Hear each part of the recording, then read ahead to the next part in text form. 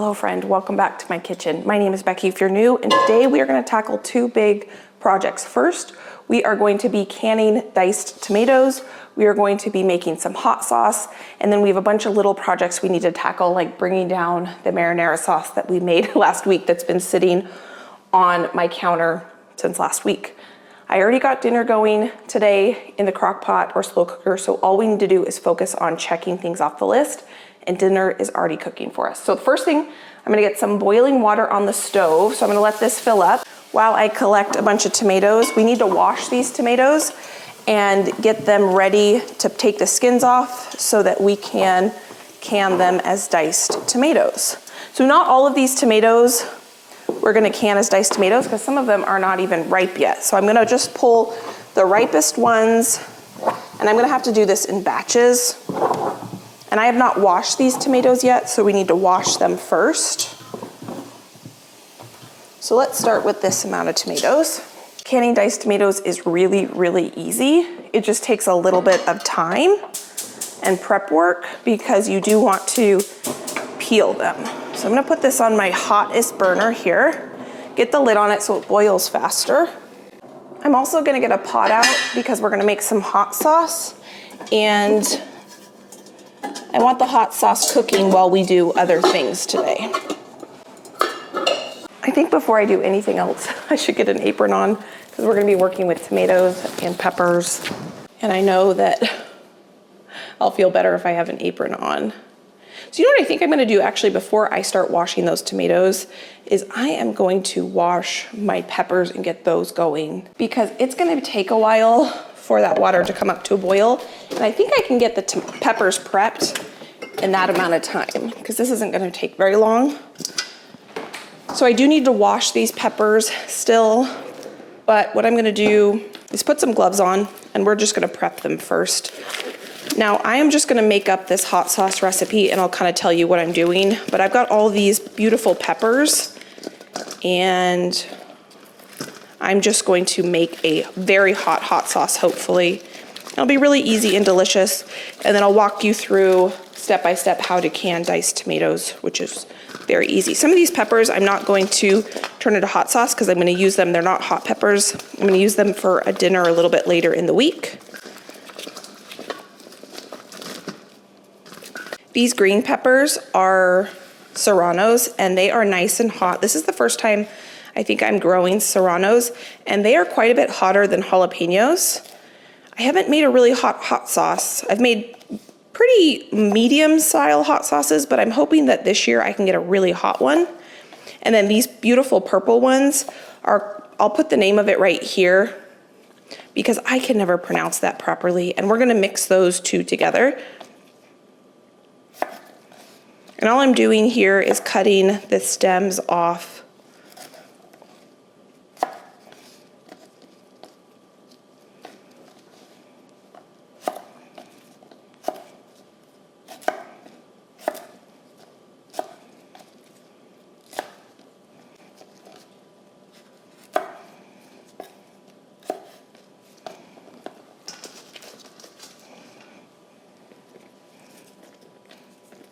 These little peppers here that are orange are called Sugar Rush Peach.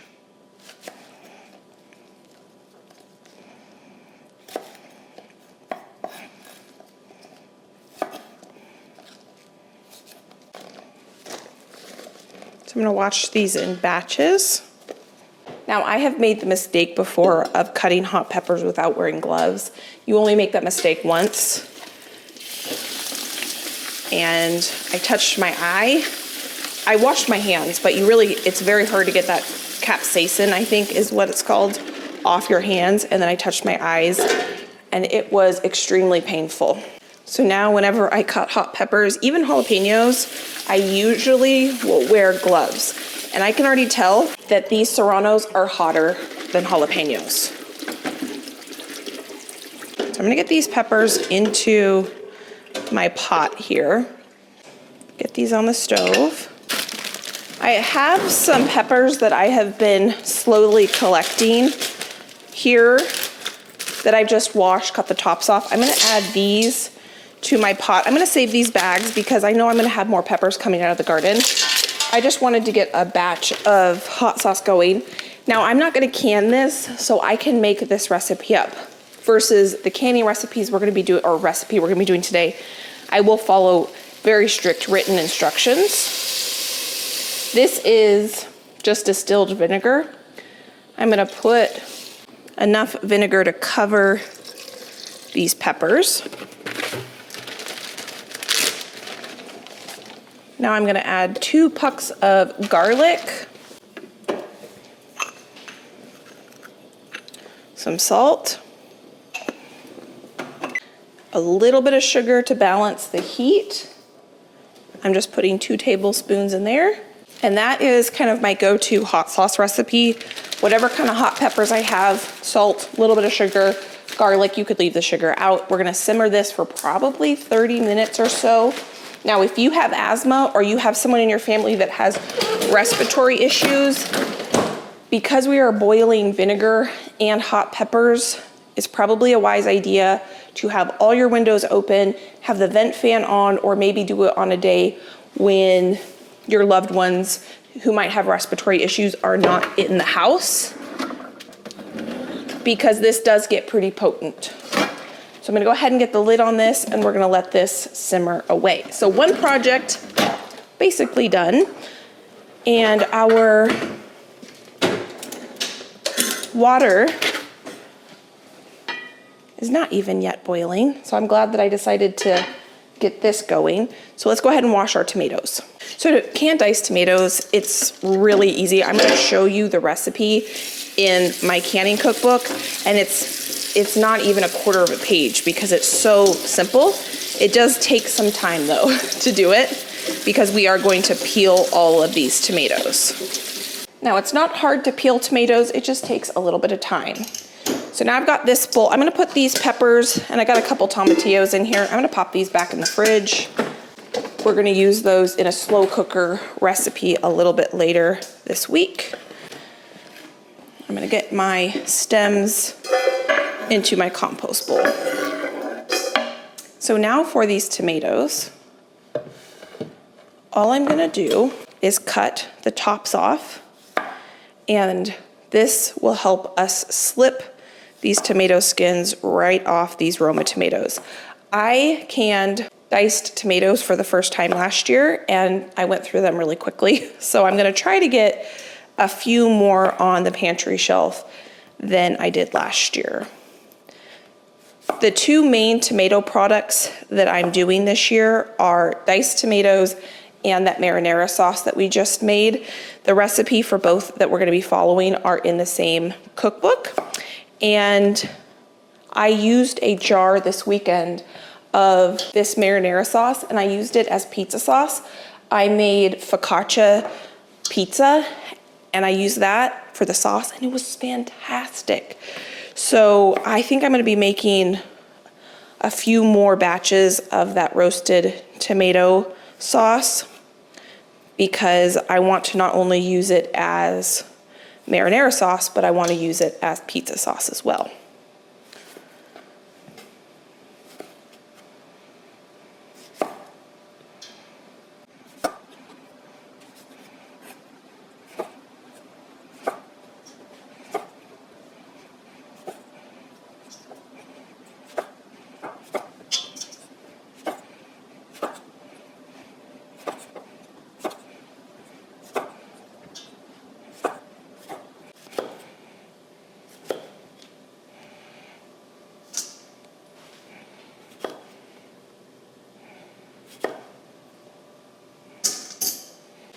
So the first round of tomatoes are prepped. Our water is boiling. I'm actually gonna turn this down for just a second because I do need to review my recipe. I'm gonna be using this book to follow the directions of how to can these tomatoes because it is the easiest directions possible. So all we need to do is wash them and cut the tops off, and then we're gonna blanch them for 30 to 60 seconds, and then we're gonna put them into cold water to stop the cooking process, and we can either have them, quarter them, leave them whole, or dice them. And then we need to choose one of these methods of how to pack them.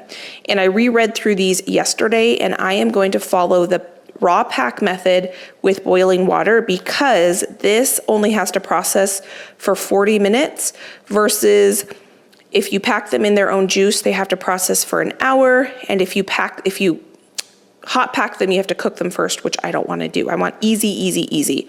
So we are going to follow, well, you know, maybe I'll do this one. I don't know. I still have time to decide. I'm either going to do the packed in its own juice or packed in boiling water. So this is what I was looking up. How long they should blanch for. So 30 to 60 seconds. So I'm going to fill this bowl up with cold water. So once they are in the boiling water, then I can put them in cold water. I'm just going to bring my cutting board over here. This is still boiling like crazy. The safest way I have found to put anything in boiling water is to put it in one of these spiders and then drop it in like this. We do not want to cook these tomatoes. We are just looking for the skins to pop off, and I can already see that the skins are popping off some of them. So that one, the skin is already coming off.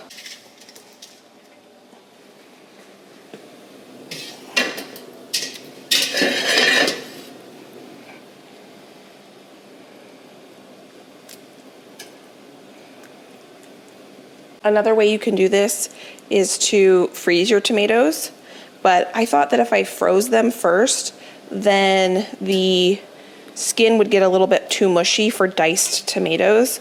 So that's why I am going through the effort of blanching them. But I do have a new way I want to do this recipe that's not quite as labor intensive. I have been thinking about how can I convert this same recipe into a less labor intensive method, and so that's what we're going to try next. So I'm just going through and taking each tomato out that I can see is starting to split the skin. So I'm just testing these tomatoes, and they are popping out of their skin no problem. This is now back up to a boil. It's almost back up to a boil, but here, let me show you. The skins just come right off. So you don't want to cook them too long because it actually starts to cook the pulp. So that's why I do it for as short a time as possible.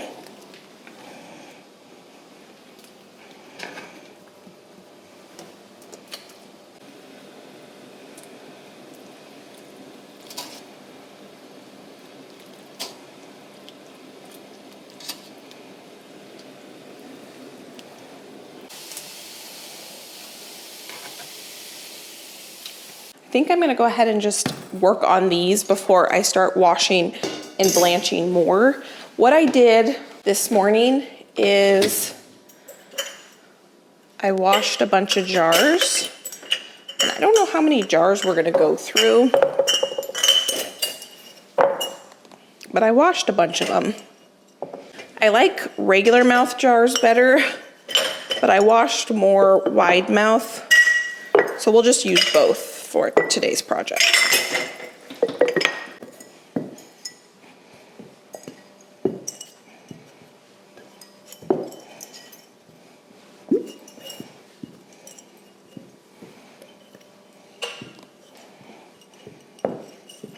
So I think I'm going to go ahead and just strain these tomatoes out.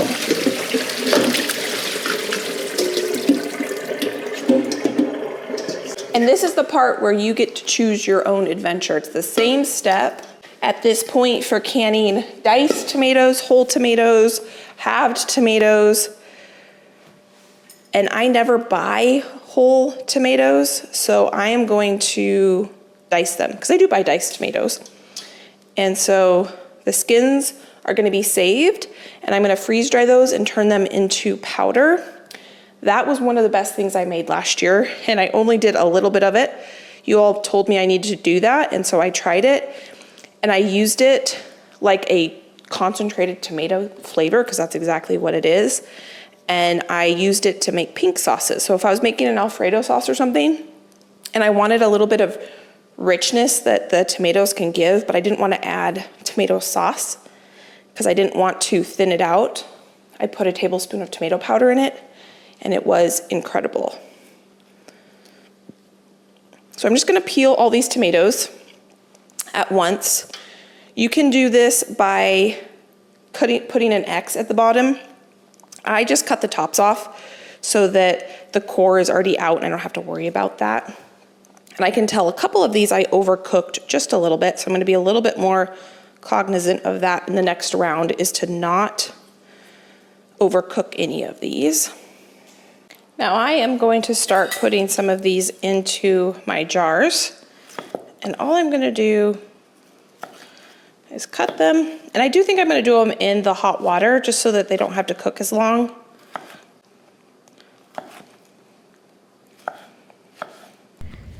I really enjoy tasks like this where they are kind of mindless and repetitive, and I can just kind of zone out and watch progress being made. And so it's just a matter now of getting these diced up to the size that I want and then getting them into jars. Now, one thing I wanted to try to can this year, but I could not find a recipe that was canning safe. So if one of you guys would let me know if you guys know of one, is I want to try making a homemade rotel. Now, I don't want to make a homemade salsa because I saw some recipes like that where basically you make like a salsa, so you add all the vinegar and things like that. But to find a recipe that's just tomatoes and chilies, I don't know if it exists, but I thought that that would be kind of a fun thing to try because I do buy that. So one thing that I'm focusing on this year when it comes to kind of my like projects, my preservation projects, is to try to make the items that I already purchase, and so that I know that the effort that I'm putting into these projects will benefit me in the end, and I'm not making a bunch of things that are going to sit on the shelf and I'm going to have a hard time going through. So one thing I do buy a few times a year are canned rotel or canned tomatoes and chilies. Now, I did put up in the freezer some chilies, so you know, if a recipe calls for a can of rotel, what I'm going to do is pull one of these diced jars of tomatoes out and pull some chilies out of the freezer. So that'll work just fine too. But I was just curious if any of you guys know of a safe canning tomatoes and pepper recipe. So that initial batch we just did got 2, 4, 6.5 pints worth of tomatoes. So we are going to get a lot of tomatoes out of these ripe, or a lot of jars of diced tomatoes out of these tomatoes, which is fantastic. Probably about 12 or 14. We'll just have to see at the end how it goes. I also have this heirloom tomato. I might try one jar. That's gonna fill one jar in and of itself, just to do a tester to see how that variety does. This is a German, I think. See this beautiful tomato. These are very, very beefy, dense, delicious tomatoes. So I think I'm gonna try that. We'll wash this one too. I did a big harvest yesterday, and so quite a few of these aren't quite ripe. I was having trouble with slugs this year. I've never struggled with slugs in my tomatoes before, and this year I was struggling with slugs. It was kind of a colder year this year and a little bit wetter than normal. Normally we have a slug issue in the early spring and fall, not usually when my tomatoes are coming in.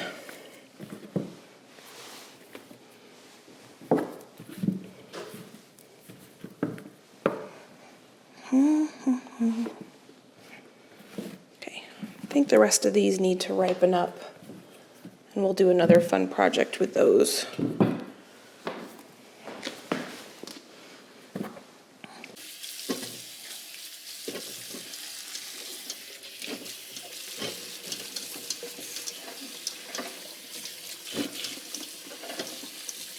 I need to make more room on my cutting board to cut the tops of these off.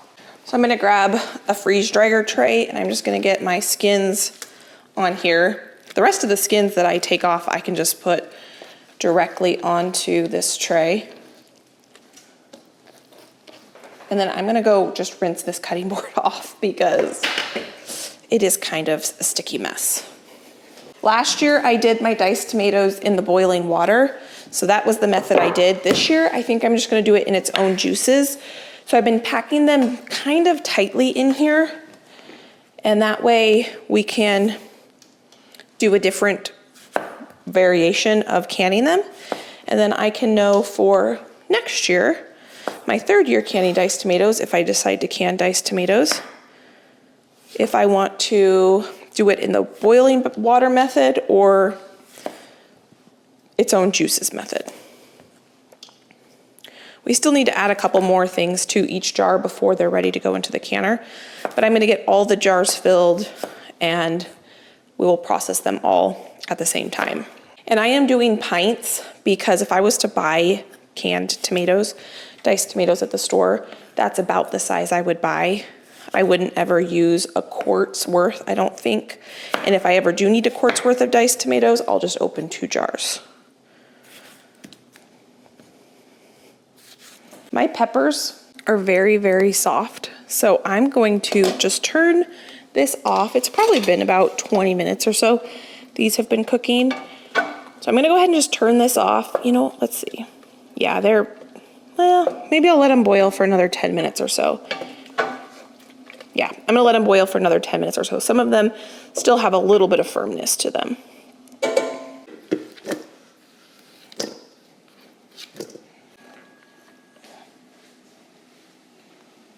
I'm gonna blanch this one first. I'm just gonna put an X at the bottom just to help because it's so large. I'm gonna hold this in the water. And I just turned my peppers off and I'm gonna let those sit and cool. And this is already done.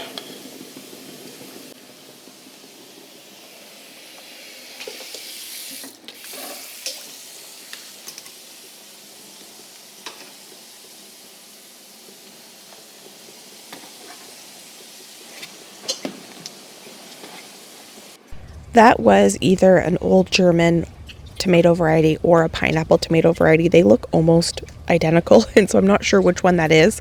But those are 2 of my favorite varieties, and I can just let you know right now, it dices up and cans up really, really well. It's super dense. There's not a lot of seeds and moisture to those varieties of tomatoes. They are my favorite variety of tomato for making like a BLT or a sandwich or something like that. And now I really enjoyed it for diced tomatoes.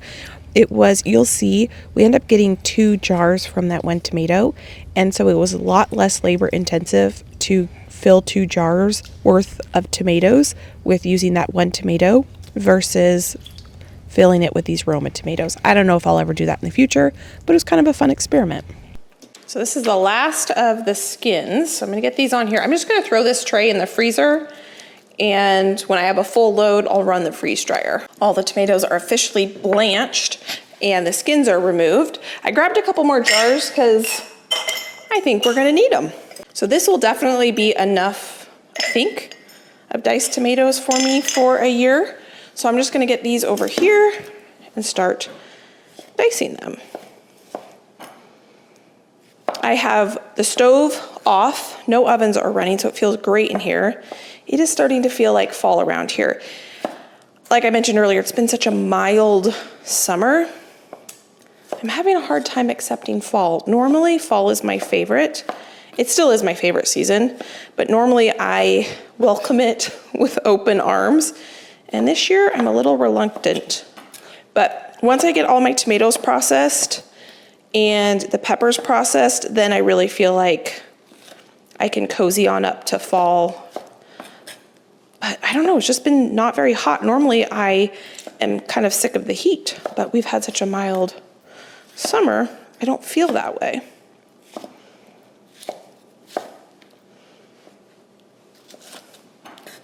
This is so easy.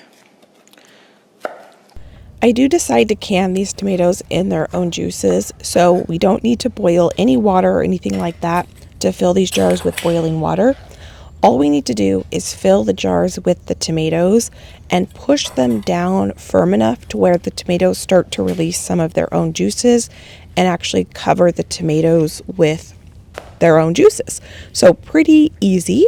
So here I am cutting this old German or pineapple tomato, and I am just dicing it just like I did the Roma tomatoes. But here you can really see just how dense and meaty this tomato is. This tomato variety makes delicious salsas, but I think my favorite way to enjoy it, like I said, is on sandwiches, because it doesn't have a bunch of watery seediness to it. It's pretty dense and delicious, and who knew, it makes a really nice heirloom variety of tomatoes to put into jars as diced tomatoes. So that one tomato filled 2 jars, and now I am just filling the last jar with our diced tomatoes.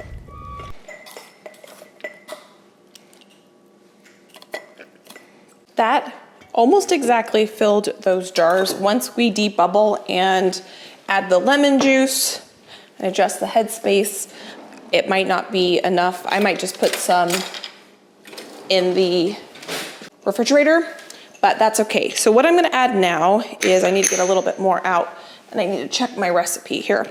We are gonna season these tomatoes with salt, and we need to acidify them a little bit more to water bath can them. So for pints, I'm gonna add 1 tablespoon of bottled lemon juice to each one of these jars. You need to make sure you use bottled lemon juice. And then we're gonna add a teaspoon of salt. Salt you could leave out if you wanted to, but that is just gonna increase the flavor. So I do need to adjust headspace, and I grabbed out a long spoon because we need to make sure these are fully packed in their own juices. I need to get a canner out.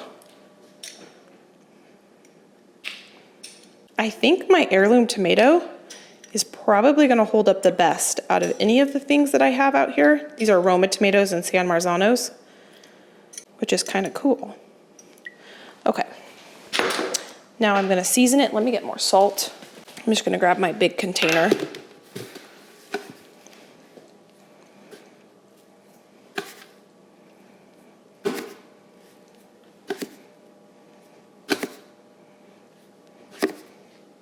Oh, it's supposed to be a half teaspoon of salt. That makes more sense. So I'm gonna need to mark on the ones that I put a teaspoon of salt. It was a full teaspoon if we were doing quarts, but these are pints. I'm gonna fill my salt container up. I have more salt, I just need to bring it up from downstairs. So to debubble and get that lemon juice throughout the whole jar, I just have this long spoon. I'm gonna go through each jar and mix in the salt and the lemon juice and make sure there's no air bubbles. And I'm also going to make sure that I have proper headspace as well. So I might have to take some from another jar, and I might have like this one, once I debubbled, it has too much headspace. So headspace is from where the contents are to the top of the lid. I only need 1/2 inch, and that's probably 1.5 inches. So this will be the jar that I steal from. And if I don't have a full jar's worth, which I'm not going to, I'll just pop it in the fridge and use it this week in some cooking project. And if there's a little extra lemon juice or salt, that's okay. Okay, so I'm gonna move these ones up here that I'm done with that. And then I'll need to wipe the rims and everything.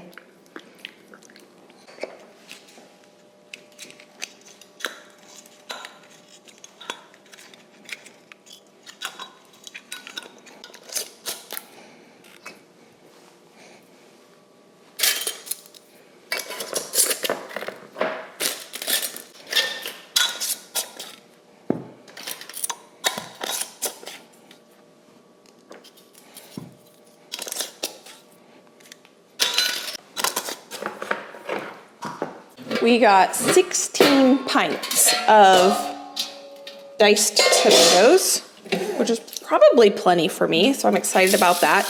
Now these tomatoes are not hot, so I'm putting just warm room temperature water in this pot, and we're gonna water bath can them in here for, I believe, let me find my book, here it is, 1 hour and 25 minutes. Oh, shoot.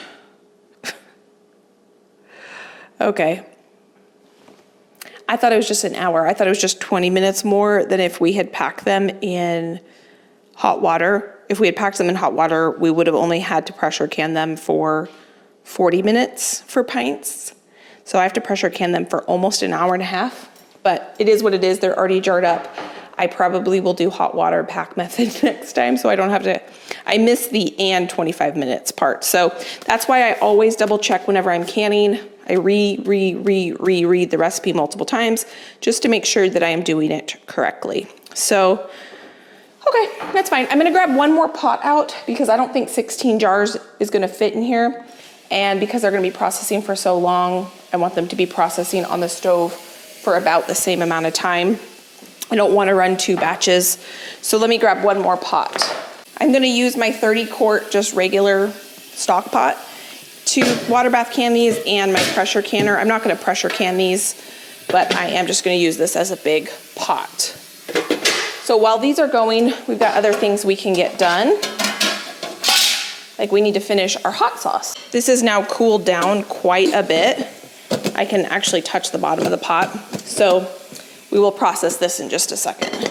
I probably could look up a pressure canning recipe. You do need to acidify tomatoes when pressure canning, and I could pressure can them instead. But I don't know if I want to do that either. I think I'm just going to water bath can them, and that'll be just fine. Since I'm just using room temperature water, and these are room temperature, I'm just going to get these in here.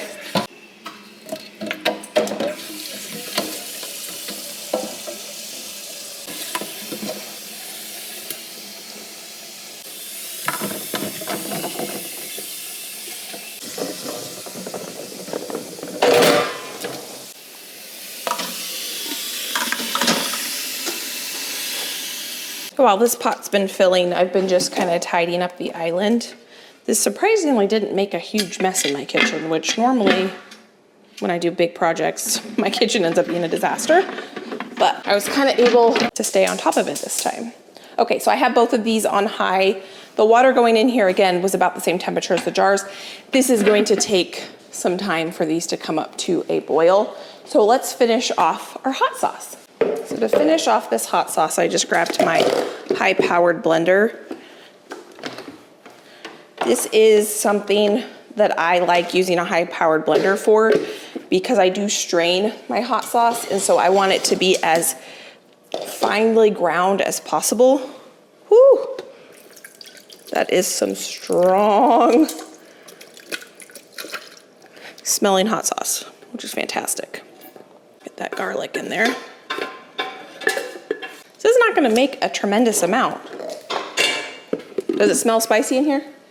It smells spicy. Josh just walked in here. Yes. He said it smells spicy and vinegary.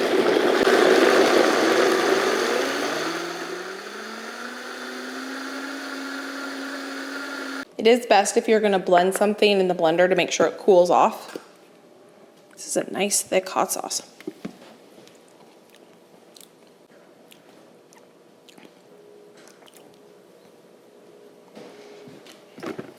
Delicious.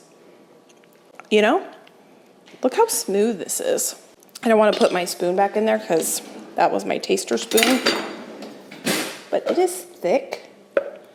I don't think I'm going to strain this. I think I'm going to blend it one more time, and then I'm just going to call this good. I'm going to put it in a jar, pop it in the fridge, let it mellow for a couple weeks, and then start using it. This is something I will use. Josh probably won't touch this with a 10-foot pole, but that's okay because I will enjoy it.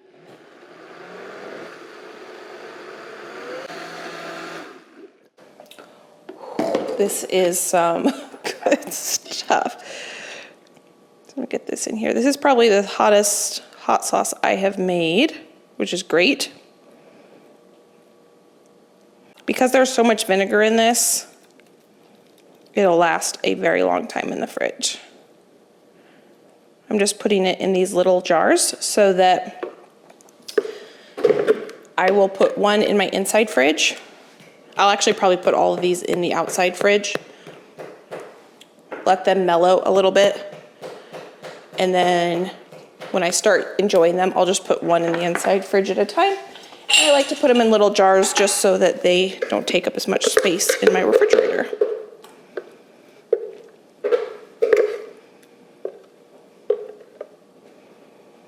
It's almost like a paste, which is amazing. I have a little jar of hot sauce in my fridge. I'm just gonna mix the two. I have a little extra sauce here. You wanna taste it? Is it spicy? Yeah, I'm kind of joking. You're not I don't gonna, know if I should. you're not gonna like it. It already kind of burned my mouth. Josh said it's already spicy. It's just burning from just breathing it, so. Yeah. Timber's afraid of it too. Kind of like how thick I made this.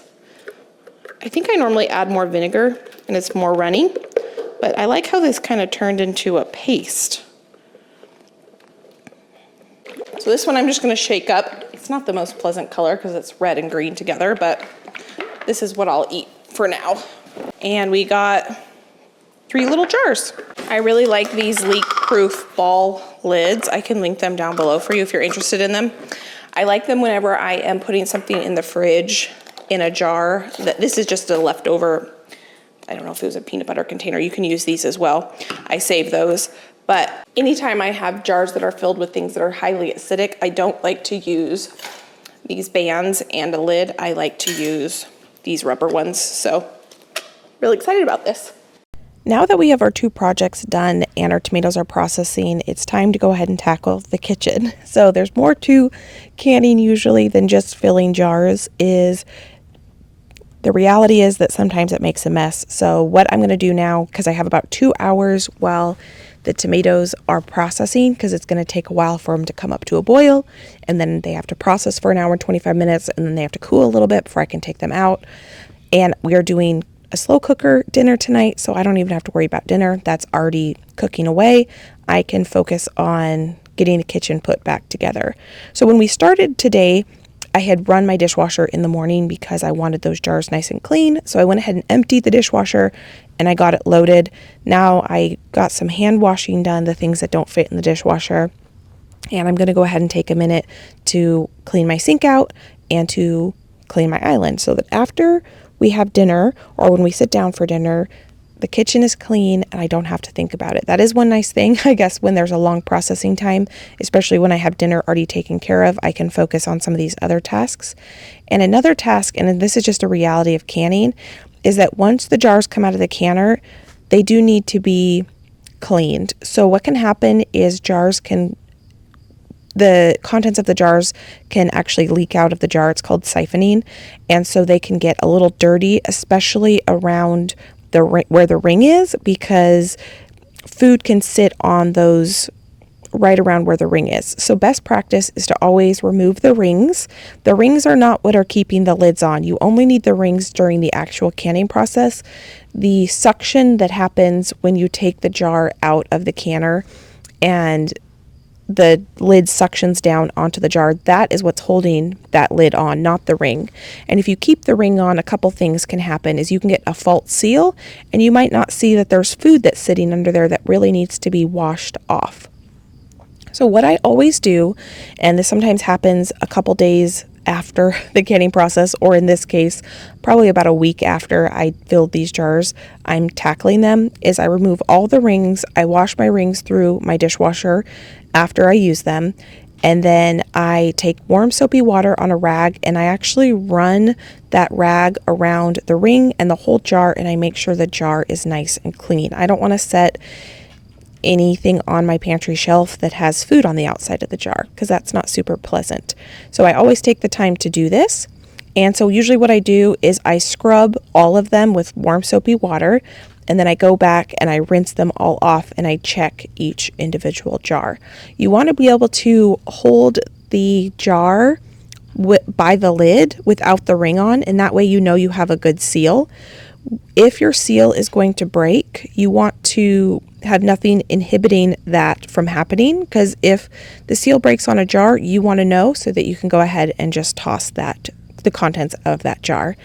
And what they say is that if you keep the ring on your jar, is that you can get what is called a fault seal, and the the lid could come off and then reattach or something. I'm not sure. It's just safer to not store your jars with the rings on.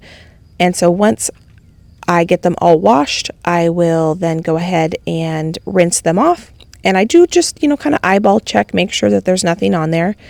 And then I just am going to let them dry.